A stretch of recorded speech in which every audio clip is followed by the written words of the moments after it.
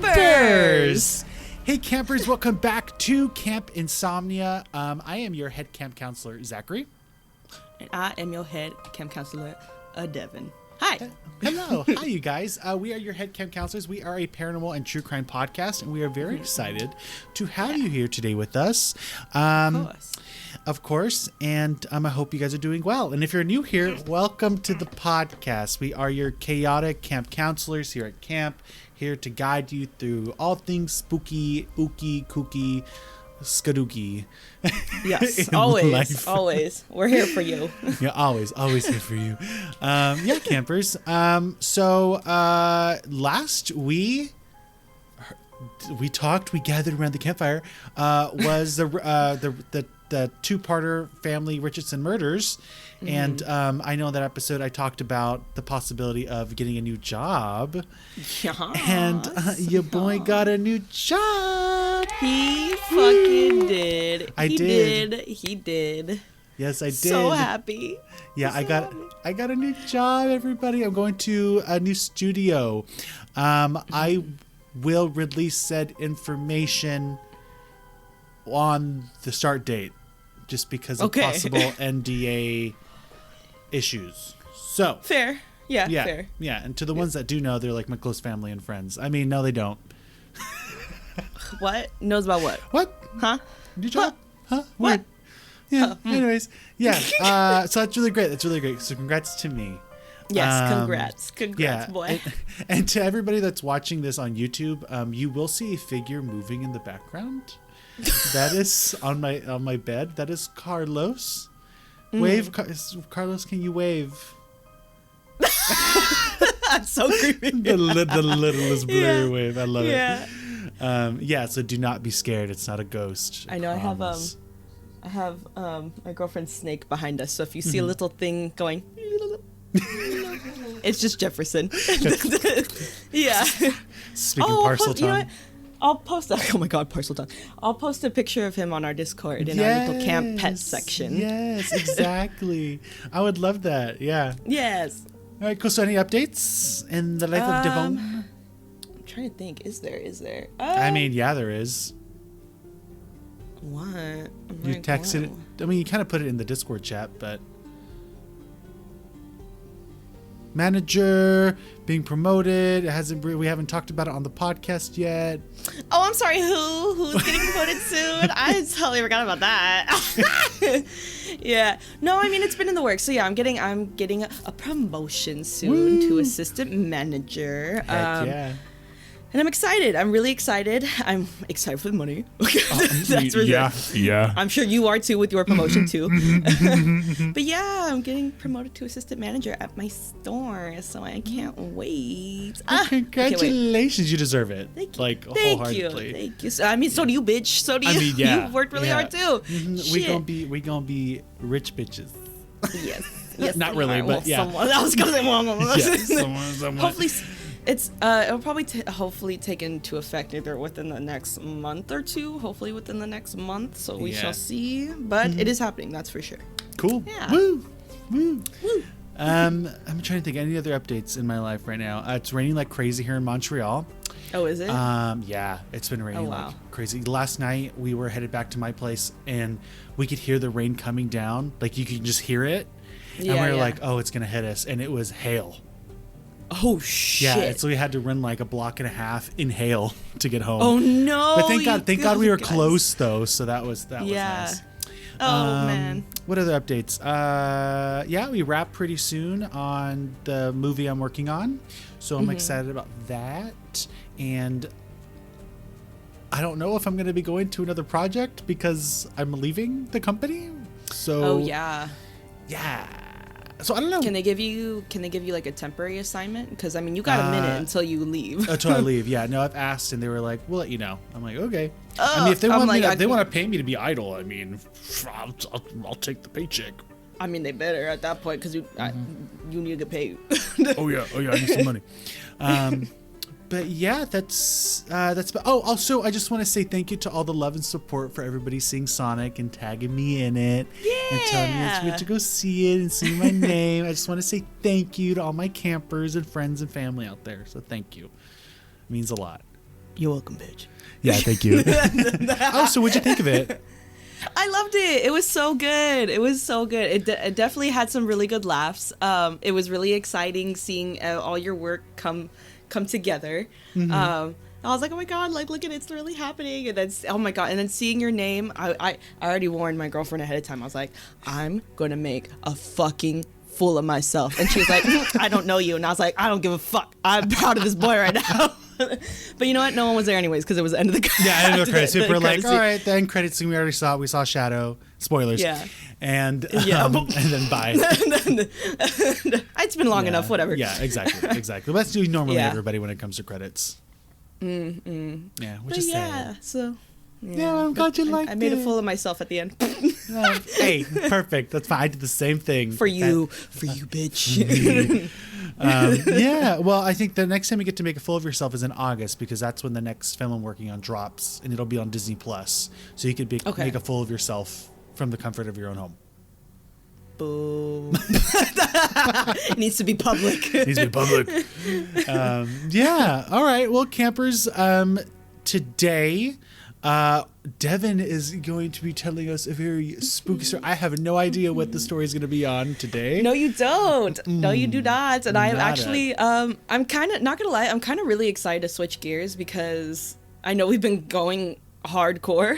Yeah, especially like 4 episodes, 5 episodes. Yeah, especially on like a lot of true crime. We've been hitting a lot of true crime.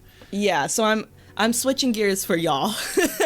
So we're going to get into more spooky, ooky dooky paranormal stuff again. Yeah, the paranormal. And it's going to be fun. It's going to be fun. No. I'm not going to tell you yet. Oh, I'm excited. Okay, cool. Well, without further ado, campers, let's grab our blankets. I want you to follow the leader, follow me. As you grab your blankets, you're gonna follow me, follow the leader. We're going to take a little pitter patter. Steps. And then I want you to find your log. I want you to sit your little booty down. Yes. And we're gonna gather around the campfire. There we go. Okay, so you all already got your blankies, so we good there. So just go ahead, grab your buddies, snuggle up, get comfy, get warm. And let's see our tip for camp. If you get any unsuspected calls, you do not know that person, do not answer those phone calls. You don't want to talk to strangers. Don't talk to strangers at camp. Unless it's like your mom or something, obviously pick that up. But like, don't answer calls from strangers, please. Yeah, I mean, look what happened in Scream. She picked the phone call and she did. Drew Barrymore, that was it. Yeah. What's your favorite scary movie? That's it. And then then there's the ring, you pick up the phone. Yeah. 7 days. Bitch, I don't want you to die. Yeah, exactly. You'd be like, oh, girl, can you make it like tomorrow? I'm over it. She's like, wait, what? Oh my god. Okay.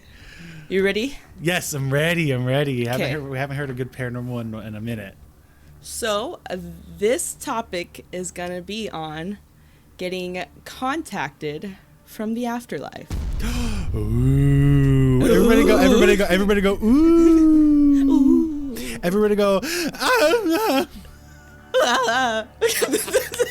Perfect. All right. Contacted from the afterlife. Yep. Contacted from the afterlife. So, obviously you and I believe in some ways that, spirits or ghosts or whatever the sort can communicate with us in different ways, right? Yeah. And there's, plenty of research out there and evidence that show or somewhat prove that spirits can communicate with us. Like for example, paranormal researchers when they're trying to get an EVP session, so a electrical voice phenomenon, right?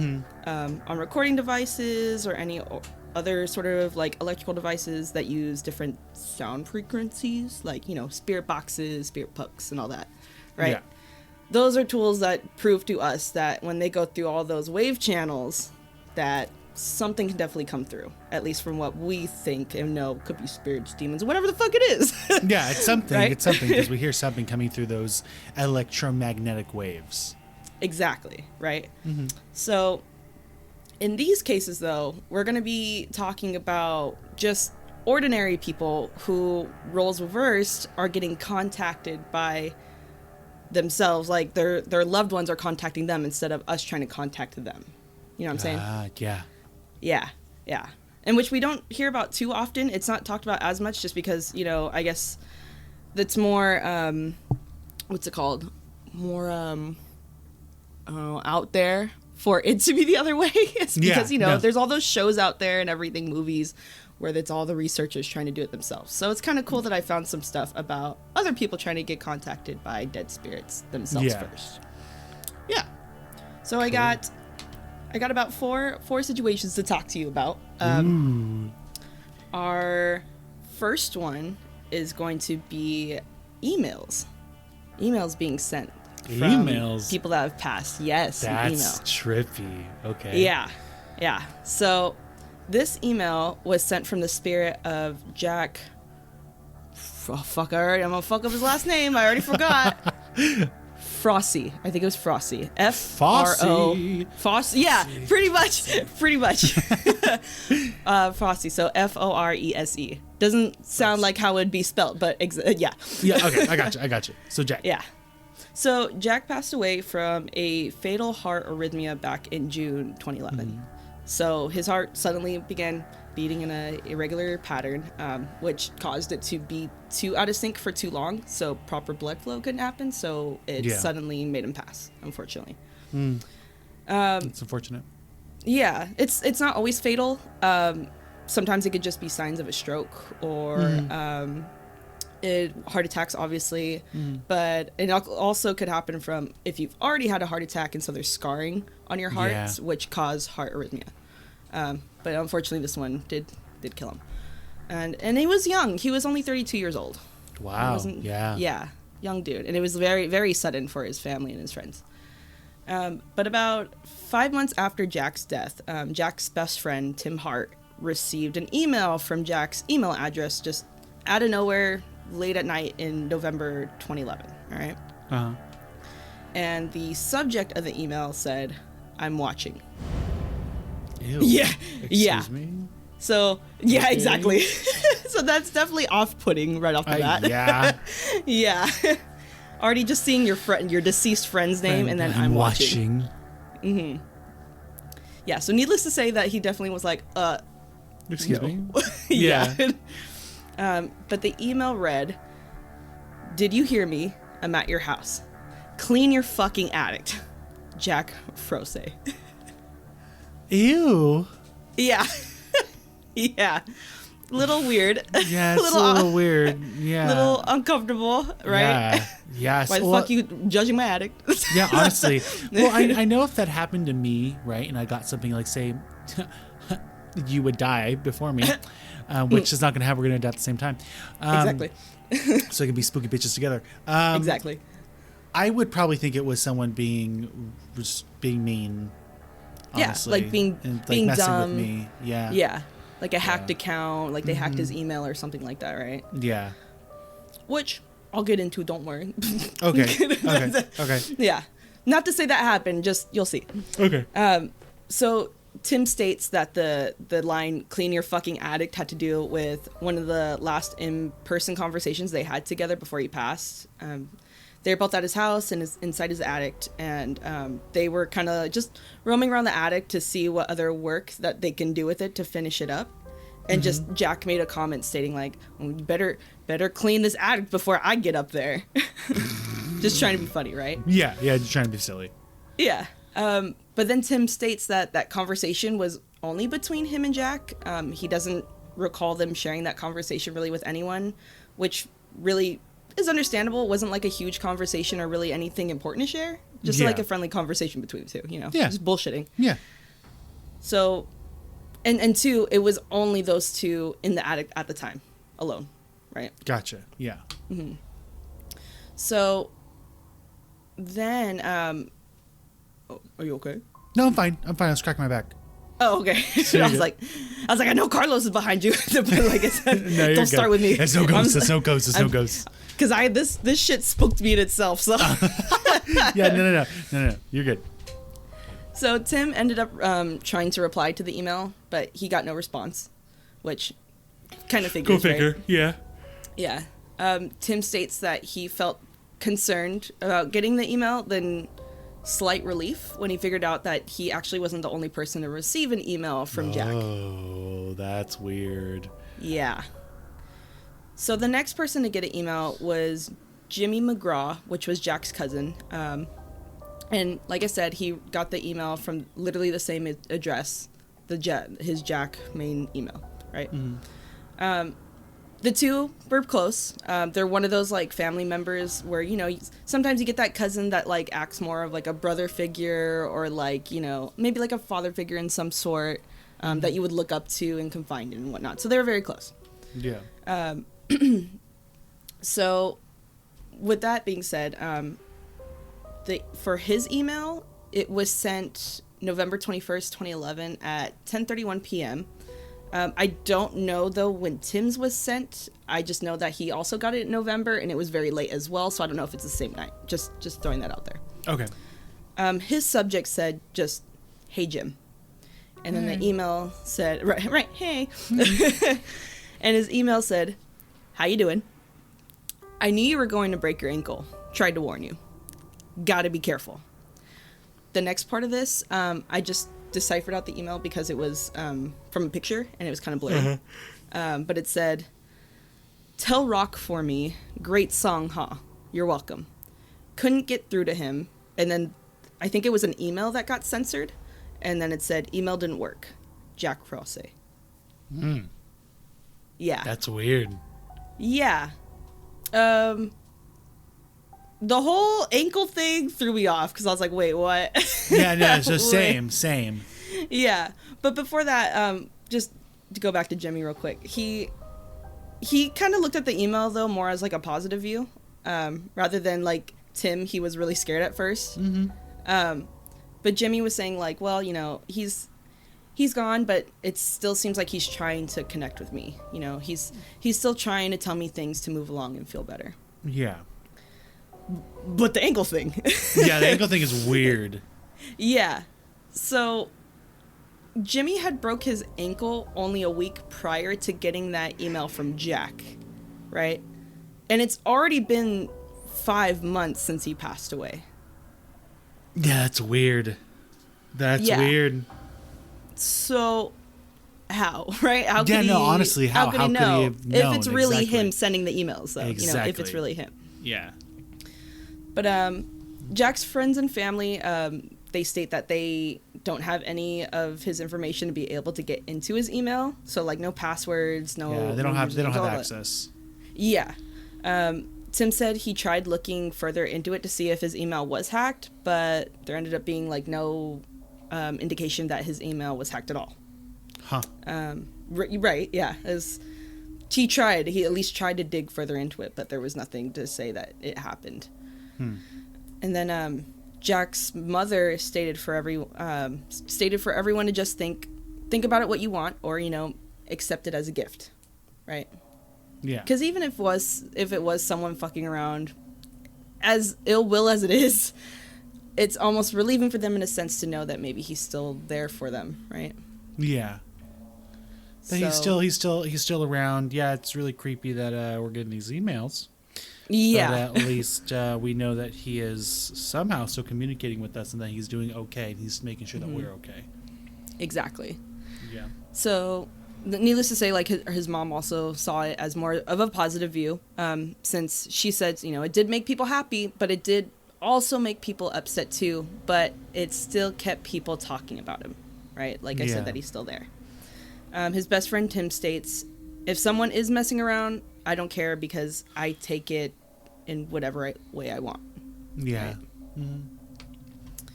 Right? So the article I found from this story was from a website called Paranorms. And they came up with a theory maybe as to how these emails were being sent. I don't know if you know this service, but there's this website service called Dead Man's Switch. Have you ever heard of that? No, I have not heard of that. I think I heard it before, like a while back. But pretty much what this service does, you can preset emails to be sent away when you pass away. Yeah. Interesting. Yeah. It's like a paid service that you could do. Huh. Mm-hmm. And I looked on the website. Do it. Yeah.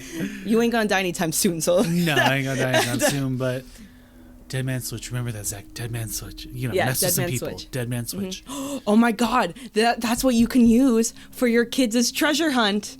Their treasure hunt for their inheritance. Okay, you guys, if you guys didn't know this, that when I eventually ever have children, my plan is that if you want your inheritance, it's going to be like a whole Indiana Jones secret society, finding clues. It's going to take 10 years for you to get that inheritance.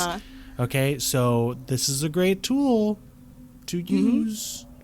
Dead man switch. There you go. Dead man switch. You got your tool. I got my tool. Yeah. So going back to this service, here's the kicker about it, though. If they want to use this theory, how could Jack have known his own cousin was going to break his ankle, though, so many months after he dies? Yeah, that's a little weird. See, now that puts a hole in the entire theory of that.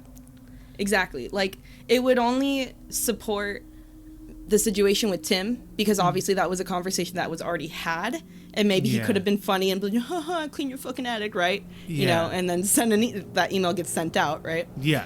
But it doesn't support the cousin's theory at all. No, not at all. Not at all. So, what do you think? I mean, we briefly talked about it a minute ago. Do you think it's really Jack? Or do you think he found his own way to contact his family, or do you really think someone's using his email? I mean, my paranormal self would love to think that it's him reaching from beyond the grave to write these emails out to his friends and family, right? Because that would be the most heartfelt and, like, also kind of scary story. Yeah. But honestly, I would think it was someone in the family messing with me. Really? Yeah, okay. Either like a close friend. The dead man switch thing, that theory works, except for the fact that how would he know that his ankle would get broke? Exactly. Yeah. That's where it falls apart. Like I'm more leaning towards someone doing it. Okay, fair. Or Jack's still alive. I don't know about that one. Living in the attic. Oh my God, stop. Living in the walls. No. Okay. So, let's go on to our next one. Okay. Right. Story number 2. Let's go. So that was emails, right? So these next ones are just going to be about phone calls. Okay. Apparently, this is a more common way for people to get contacted from past loved ones. There's more cases that really come into play where people state they received phone calls from past loved ones. Just more like evidence or more cases around it. The phone calls aren't always verbal. Sometimes it could just be static. Sometimes it's background noise or something recognizable from them, or it could be their voice. It just really depends, right? Yeah. But in this story, the family of Charles Peck received 35 phone calls from Charles over a span of 12 hours after his death. That's weird. Yes. Yeah. This one fucked me up, and I'll tell you why. I'll tell you why in a minute. Because Zachary, it tripped me out. The more I kept reading about it and the more I looked into it more, and I was like, this is some weird ass, like, coincidence or whatever that I'm reading into this story, or I found it. Okay. So. Well, tell us. Let me tell you. So, Charles Peck was one of 25 people killed in a horrific train crash in the San Fernando Valley here in California on September 12, 2008. And he was only 49 years old. Yeah, it was super sad. Yeah. Super fucking sad. I looked more into where that accident was, right? Yeah. I don't know if you remember it. I kind of briefly remember it when we were younger, hearing about this crazy train accident. Yeah, no, I remember it. Yeah, because a lot of people died. It was a huge train, like, collision, and like, I remember seeing video of helicopters flying over and just seeing, like, chunks of train just, like, scattered all around the tracks. Yeah. So how bad that crash was. Yeah, exactly. So I was looking at the route and everything, and I was like, okay, what exactly happened? Just curious. Like, I know this is kind of separate from what we're talking about, but just the weirdness of this all. So it left from Union Station up in LA, and it was heading towards into Ventura County, right? Mm-hmm. Where it crashed, was where I'm by right now. Whoa. In Ventura County. Yeah. That's it's literally like less than a 10-minute drive away.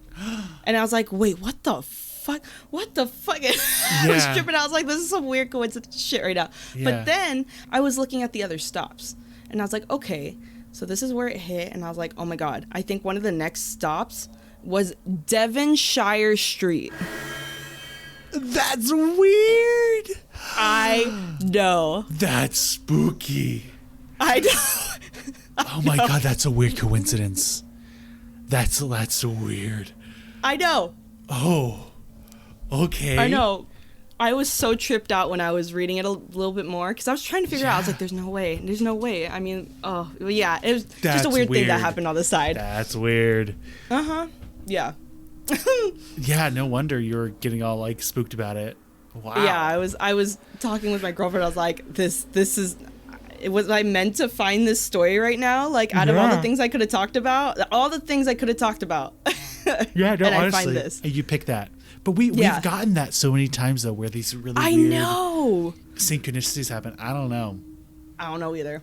I don't know. What does it mean, campers? Let us know. Right? I'm just going to let it be what it is. I'm just going to take it as I was supposed to find it today. Yeah. Wow, yeah. That's weird.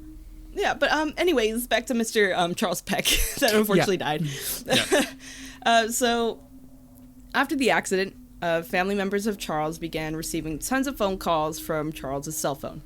They knew it was Charles because, obviously during that time, cell phones, hello, hi. Yeah, you have exactly. caller ID. You have caller ID. So they could physically see that it was Charles's number calling all their cell phones.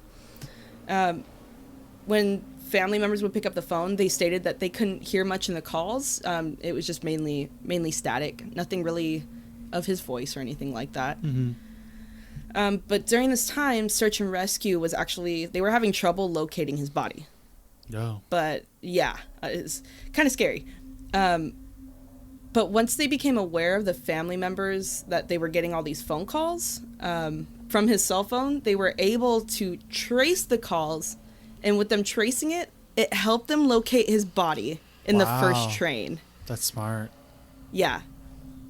But mind you, this was already 12 hours after the crash. After the crash. Well, I wonder, too, if they thought maybe because he's making these weird calls, if he's still alive. Well, that's the thing. It was determined, actually, that Charles Peck died on impact of the train crash. So there's no way he was going to live. Yeah, he was dead. Nope. And that's the more weirder part about it. Like, how could these calls be made if he already passed? Yeah, if he's dead, yeah. Yeah. So, was his phone glitching out, or was it really maybe like his spirit trying to like reach out so then search and rescue can find him, or was this maybe his last attempt to trying to communicate with his family? Yeah. That's weird. Yeah. But 35 phone calls, that's a lot. That's a lot of phone calls. That's not like one or two. 35 is a lot. Wow. Yeah, very unfortunate with that accident. But yeah, pretty crazy. Yeah, no, that one's crazy. So, our next story is kind of interesting. Okay. It's a story from a famous author named Dean Koontz. Dean Koontz? Yeah, it says Kuntz. Koontz. Oh, okay. Koontz. Yeah. Koontz. Yeah, Koontz. You have a Koontz. Yeah. Stupid. You're fucking dumb. I love you. I love you too, stupid. So yes, Mr. Dean Koontz. He actually has written a lot of famous thriller novels, which inspired actually a lot of movies back in like the 80s and 90s. Nothing crazy that we know more of like back in the day stuff. Okay. If y'all want to look it up, can. You old people. Yeah. Your mom, you listening? The old lady. Don't call her out like that. You know Gene Koontz. Dean Koontz. Anyways, Mr. Dean Koontz.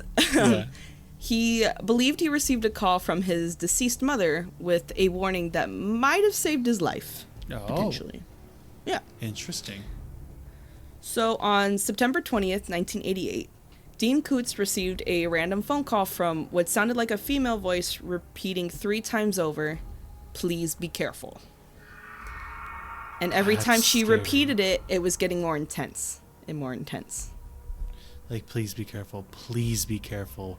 Please be careful. Yeah. Please be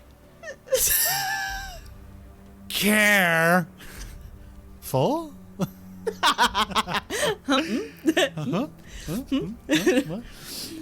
love it. So, needless to say, Dean was like, "Oh, wait, what? Like, that kind of sounded like my mom, but she passed away almost 20 years ago." Yeah, so that's kind of weird. Yeah, that's really weird. But obviously, you know your mom's, you know the sense of your mom's voice, so it's not something that maybe he could have, misinterpreted or something. I don't know. Yeah. He didn't think too much of it at first. He was just kind of like, he kind of just kept it in the back of his head, like, okay, maybe my mom did contact me, but he kind of just moved on. He just moved on. Uh-huh. 2 days later, Dean actually went to go visit his father, Ray, who lived in a hospital facility. His dad kind of had behavioral issues, possibly like anger and aggression issues. And that's mainly just based on speculation because during that time, I guess he had recently assaulted another resident living there. They didn't say he had anger issues and stuff, but I mean, why is he going out attacking random? Yeah, I know. Why are you attacking random people? Yeah. So, when Dean met with his father, Ray, Ray then acted out aggressively, and he grabbed a knife from a drawer. Oh, okay. Yeah. Dean saw this, so Dean quickly took action and just immediately started wrestling with Ray to get this knife out of his hands, right? Yeah. And then with all the commotion going on, the facility staff had to react quickly as well, and they called the police, okay? Yeah. So they're rampaging, and they're like, "Oh my God, what's going on? What's going on? Popo. This man's got a knife. Help." Yeah. Help, Popo. So then Dean ended up being successful with getting the knife out of Ray's hand, and then he took the knife and was walking down the hallway with it. So I think he was probably going to go put it away somewhere outside of wherever they were at. Yeah. But as he's walking down the hallway, just wrong place, wrong time, the police arrived and saw that. So it looked bad very quickly. Yeah. I mean, yeah. Clearly. Definitely. Yeah. So the police thought he was the perpetrator, and they immediately started yelling at him, "Drop the knife! Drop the knife!" I'm not the bad guy, promise. Yeah. Well, Dean stood there. He stood there because he got scared, and so he froze up, and he was like, "Shit." Yeah. And he was like, I gotta think about this. Okay, I have to act now, or they might shoot me right now if I don't drop this knife. Yeah. So then he ended up dropping the knife, and then just it de-escalated from there. It was very quick. Yeah, very quick. Oh my God, yeah. So that happened, right? Dean states that he looks back as the phone call 2 days prior, and he kind of recalls that it made him more vigilant to that situation and possibly saved his life in that moment. Yeah, honestly. Yeah, it possibly would have, because if he would have did anything out of line, like, they just would have opened fire. Yeah. That's why he was just like, he had to he snapped himself out of it as quick as he could and was like, no, wait, I gotta just do this. Yeah, no. But no then kidding. too, he might have just acted on top of that with acting quickly with his dad trying to attack him. Because it wasn't like, wait, Dad, stop. He was like, oh no. Oh no, yeah. We'll go, no. Yeah. Don't be shanking nobody. Yeah. So maybe that call really did save his life. So do you believe his mom really was trying to warn him about everything that was happening? I mean, yeah, I would like to think so, yeah. I mean, yeah, why not? But like, it's one of those cases where this is kind of a slightly common thing where there are warnings from spirits and stuff, and things do happen. So it could have been one of those cases. No, honestly, it really could have been one of those cases, and his mom was really just like, hey, I know things because I'm a spirit, and you best be careful or you're going to get capped. Or shanked. Or shanked, you know. Damn. Yeah, no, I believe that. I believe this one, yeah. Yeah, definitely. I think so too. Mm-hmm. All right, so our last phone call from the Afterlife is actually a pretty interesting story from a family friend of a deceased loved one. Okay. It was written in onto the Paranorm website, so I'm just going to read it to you from them, pretty much. Let me open it up here. All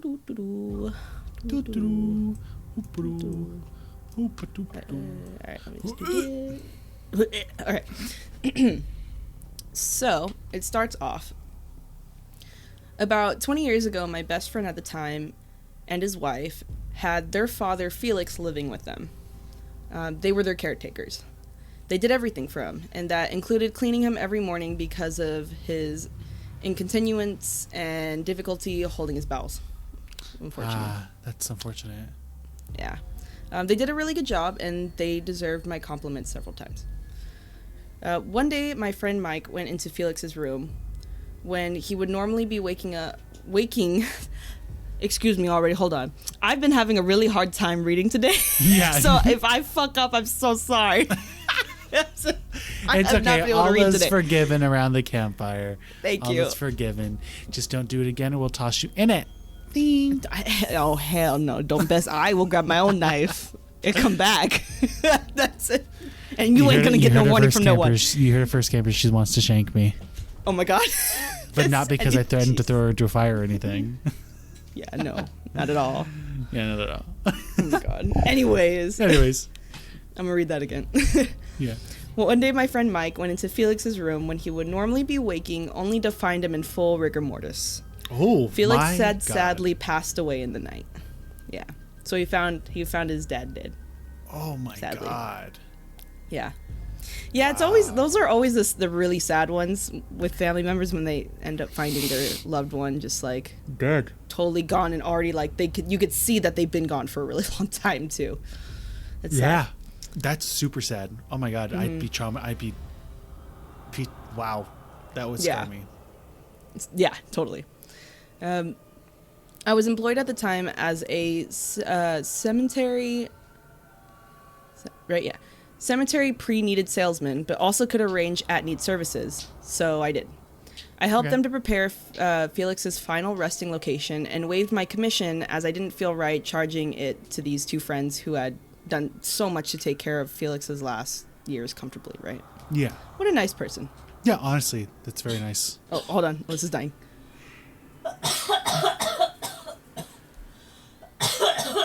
Okay, if you die from coughing, please send us an email or a voice call and let us know that you're in the afterlife and tell us the winning lottery numbers so that we can win. Yeah, go ahead. About a week later, we held the service, which I officiated, and it was well attended, and we gave Felix the send-off he deserved. I rode home in the limo provided for the family by the funeral home / cemetery after the service, and we all sat around just for a while, just, decompressing and taking a well-needed break. Mm-hmm. The wife, Mary, then noticed that there was a message on the answering machine. And she says, yes, this was during the time where we had physical landlines and attached answering machines. Oh my God. Yeah, everybody. Yeah, phones used to be connected to walls. Yes. Wow. Oh my God. With a no cord. caller ID, no nothing. No, nothing. You had to be like, hey, after the tone, please leave a message, which I know you can do on your cell phone, but then it would then be recorded to a tape. Not like the tape you used to tape things together with, but an audio tape. Ooh. Yeah. Ooh. A relic now. A relic, yeah, literally. All right, so they can. I don't actually know. I'll just say they. I don't know if it's a she, he. They continue to say, we thought it was just someone who had missed the service just calling to wish condolences. The timestamp the machine read was at the same time as when we had the graveside service for Felix, and it was recorded at 11 a.m. So they're home. They're at the service, right at the grave, right before you bury the person. Yeah. And they get the call at the exact same time it starts. Oh, that's weird. Okay. Yeah. She pressed the play button. When the recording started, everyone in the room's jaw suddenly just dropped, and an honest-to-goodness chill filled the room. There were 5 of us present. Mike and Mary the daughter, myself, my brother James, and a friend of theirs across the street whose name I don't remember. The background noise was the first thing we heard, and it sounded like someone was in the room with a large group of people. You know, lots of like audible voices, but nothing we could completely discern. Yeah. Then Felix spoke. The voice on the recording was clear and unmistakably Felix. That's weird. He said, "Please don't follow me." Please don't follow you. Follow you where? Exactly. Then the recording stopped. It seemed like a recently deceased parent calling during his own funeral service, begging us to please not follow him. But what did it mean? Yeah. Don't follow him into death? Not possible. Yeah. Don't follow his life choices? He made many bad ones, including a brief stint in prison for a relatively minor offense. Here's what his daughter thought was his intent. Don't follow me into hell. Ooh. She believed until her dying day that her father had made contact one last time, telling her not to follow his path and end up where he did once he took that step into the unknown journey called death. That is spooky. Yeah, right? Now, 20 years later, and I remember that moment and the stunned silence, shock, and fear of that moment just like it happened today. What do you think? To this day, I'm 100% certain that the phone call was intended. It was indeed contact from Felix in the afterlife. That's weird. Yeah, there's no way to explain that one. There's not. Don't follow me. Right? That's like freaky. Yeah, and for it to be, you know, she says it's all, or sorry, they say it's all background noise, and then he talks. So, yeah. Not to be a little fucked up and morbid. What is he like in the like hell waiting room? And then yeah, he's like you get one phone call. Yeah, you get one phone call. You got 300 characters. Yeah. Yeah. Dang, it's weird. I don't know. I don't know bonkers. Either. Or that background noise is like literally what the afterlife is. Maybe he is in a room surrounded by all these people that are there waiting with him too. Yeah, I don't know. I don't know. It's super fucking weird. Yeah, that one's weird. Mm-hmm. I don't know. That one's trippy. Yeah, I don't know, dude. I have no idea. Oh. So yeah, those are my topics on contacted from the afterlife. From the afterlife, yeah. Phone calls and emails from the afterlife. Mm-hmm. Mm-hmm. Dude, that's weird. That last one was a trip, right? What the heck? Yeah.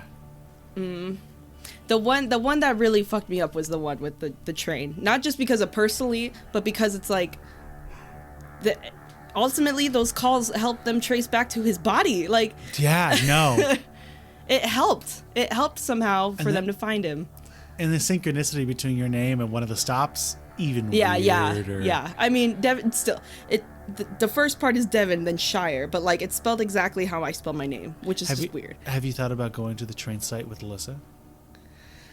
Ooh, I don't know. Oh, when you said that, it made my stomach feel weird. Oh. Have you thought about that? It's really not that far from here. I don't know. I don't think you can, though, because where the collision was on the tracks itself. So I don't think you can. Well, I'd like in Oklahoma, we can go on the train tracks all the time. Just don't be on the train tracks when the train's there. I don't think it's easily accessible out here, though. Okay. Is it like fenced in and stuff? I want to say yeah. I've ridden that train route before. Oh. A while ago. Yeah. What? The fact that you rode it. I know. That was like maybe 5 or 6 years ago. But from what I remember, it's very. It goes through a lot of just open land, but it's not somewhere you can easily like drive to. It's like the actual routes or their routes for a reason. It's all vast. Jeez. Yeah, so I don't know. I don't think so. Oh wait, hold on. She's saying, she's crazy. Well, what did Alyssa say? Let's go. Let's ghost hunting date. Let's go tonight. Oh my god. Oh hell no. Go. Do it, and then you put it on Instagram. I don't want to die before Easter. I mean, no. If you die before Easter, guess what? Tomorrow you'll what? You'll rise from the dead Stop it. like Jesus. Stop. We'll put you in a cave. You'll rise from the dead. It'll all be good. Oh, I'm not wrong, campers. Am I wrong? That's a rhetorical question. Yes. No. Wait, what did you... Oh my God, she said, oh my God, then you can put it on Instagram. I can't. Instagram Live. Oh my God. Yeah. So, to go with our Discord here, I want to throw these questions out. Okay. Topics and discussions here, people. Yes. So, I want to know, have any of you campers ever had any sort of experience like this where you felt like a loved one was trying to get a hold of you in this sort of way? Mm-hmm. If not, what other way? Yeah, what kind of sign? Yeah, what kind of sign? Have you ever received weird phone calls like that? Anyone get some emails? I don't know. Anything. Tell us. And then what do you believe your guys' theories are on these cases? You know, you got an email sent from Jack, who passed away and then said his brother broke his ankle. What the hell? All right. We got Mr. Dean, who got a call from his mom. You know, we got poor Charles, who died on the train, right? Yeah. And then we also have Mr. Felix, who passed away with his family, but then left a voicemail for them. So what y'all think? I just want to know what y'all's theories are on any of these. So to the listeners that haven't followed us yet, in our link tree that's attached to our, and just, you know, in the description of this podcast, we have a Discord where we all communicate with one another. You can talk to us one-on-one, but we do have a channel that we started called Episode Discussions, and so we'll be discussing all this there. So please leave your comments and questions and stories in that section, and we can just all communicate. And again, you know, when we're communicating in this channel, it's meant to come out of peace, love, fun, happiness. You know, we're not going to tolerate any kind of hate or bullying coming out of that. So please be nice. Yes, open space for everyone. Be nice, or I'm gonna throw your ass in the forest. And we all know what happens in the forest. We don't want to go in there. So, exactly. Yeah. And I'll post the questions when this is released for y'all, so then we can all talk about it. We can all talk about it. Yeah. So yeah, Mr. Camp Counselor, that's all I got for you today on this one. That's good. I like that. That was good. All right, cool. Well, campers, you know, we're going to bring you some jokes. I have made a joke channel in our Discord for you guys to, you know, put in your jokes. And we do have, hold on, it's not loading for me. I know we do have two. We have two from Jake, our you know, our head camp counselor, Jake. And maybe you can pull them up. Oh, never mind. I just got them. Yeah. Okay. But you go, because it's your episode, so you tell the joke. Yeah, it's my episode. The fuck? Yeah, shut up. Shut up. Okay, sir. What did the fish say when he ran into a wall? Blub blub. Blub blub. Not quite. He said, "Damn." Damn. That's funny. That's funny. I like that one. And then, so Jake had two. So here's the second one. Did you hear about the Italian chef who died? No, I did not hear about the Italian chef who died. Oh, well, he passed away. Stupid. Oh my God, this works with what we're talking about. That does. It does. Holy shit, we didn't even know. Oh, that's weird. That's a weird quakey dink. The ghosts are communicating. They're communicating with us. Oh. They said, Jacob, please submit this corny ass joke. please, shooting their little spiritual electromagnetic waves into his brain. I know, right? Yeah. So thank you, Jacob. Thank you for communicating with the spirits. You made us laugh. Yes, we did. Thank you, spirits. You're funny. You're so funny I could die. No. I'm just kidding. No, I'm dying. All right, campers. Well, thank you guys for listening, and thank you for joining us around the campfire. Please follow us over on our Instagram to see all pictures of all the cases we talk about, and get updates from us over on Instagram at @campinsomnia_a podcast. Exactly. You can find all of our links in our Linktree in our description of our Instagram. Exactly. You can also find it on every description of every episode. So if you're like, Zach can't find it, and I'm like, well, I kind of told you where. You didn't look for it, did you? Yeah. It's there. But thank you, campers, for listening, and yeah, we'll see you next time. Good luck trying to sleep tonight. Yep. Good luck trying to sleep tonight, and let's hope no one that passed away that you have in your life doesn't contact you tonight after listening to this. Yeah, if they do, yeah, literally. If they do, I'm sorry. I'm sorry we brought this on you. All right, thank you, campers. Bye. Thanks. Bye. Ring, ring, ring, ring. Your refrigerator's running. Better go catch it. Ignore.